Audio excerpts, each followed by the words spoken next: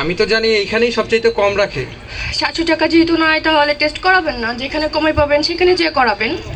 আমি তো জানি সরকারি মেডিকেলেই সবচাইতে কমে করায়। আপনার ধারণা ভুল, এখানে 700 টাকা ছাড়া করানো হবে না। এই নেন। ধুর ছাতা, সব জায়গায় শুধু টাকা আর টাকা। আর এত টাকা কোথায় পাবো?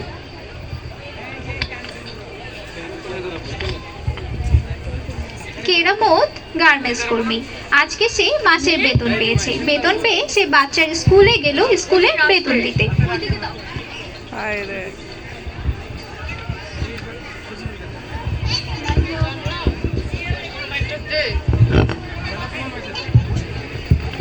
ম্যাডাম আসসালামু আলাইকুম। ওয়ালাইকুম আসসালাম। ম্যাডাম ছেলের বেতন দিতে এসেছিলাম। কোন ক্লাসে পড়ে আপনার ছেলে? ক্লাস 7-এ।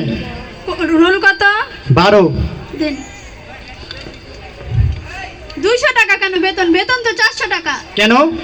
200 টাকা আমাদের স্কুলের বেতন আর 200 টাকা আমাদের অতিরিক্ত ক্লাসের ফি। আমার ছেলে তো অতিরিক্ত ক্লাস করে না। কেন করে না আপনার ছেলে অতিরিক্ত ক্লাস? এটা আমাদের স্কুল থেকে নিয়ম করা হয়েছে, এটা করতেই হবে। এটাই সিস্টেম। এটা কেমন সিস্টেম? নিশ্চয়ই দুর্নীতি আছে।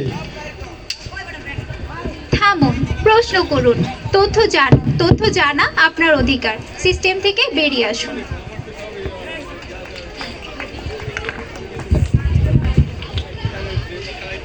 আপু এদিকে আসুন।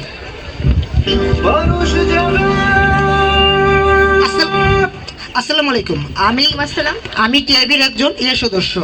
ভূমি নামজমি করার জন্য প্রয়োজনীয় কর্মরত কে আছেন এবং প্রয়োজনীয় তথ্য কি, এই তথ্যগুলো দিয়ে আমাকে সহযোগিতা করবেন। এই যে আমার তথ্য প্রাপ্তির আবেদন। ঠিক আছে, আপনি সময় মতো তথ্য পেয়ে যাবেন। ধন্যবাদ।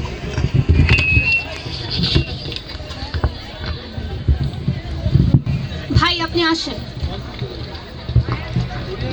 আসসালামু আলাইকুম। ওয়ালাইকুম আসসালাম। আমি টিআইবি সাভার সনাকের সদস্য।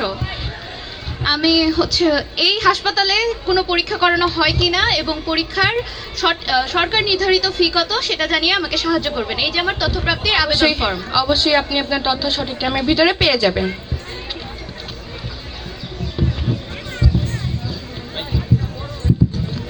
আসেন ভাই। আসসালামু আলাইকুম ম্যাম। ওয়ালাইকুম আসসালাম।